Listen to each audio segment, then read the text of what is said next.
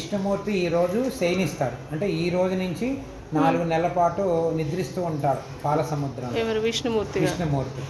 మళ్ళీ కార్తీక మాసంలో మనం కార్తీక దామోదర దీపాలను వదులుతాం. ఆ రోజున లేస్తాం. అంటే ఈ 4 నెలలు నిద్రపోతూనే ఉంటాడు, శయనిస్తాడు. అందుకని దీని శయని ఏకాదశి అంటారు.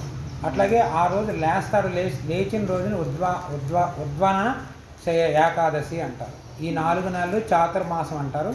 ఈ 4 నెలలు చాతుర్మాస దీక్ష తీసుకుంటూ ఉంటారు. అది తొలి ఏకాదశి స్పెషల్.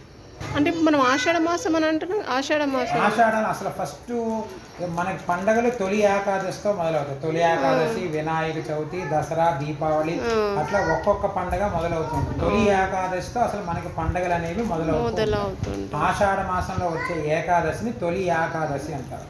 ఈ రోజు నుంచే మనకి పండగలు అనేవి మొదలవుతాయి. అది ఏకాదశి స్పెషల్. మరేంటి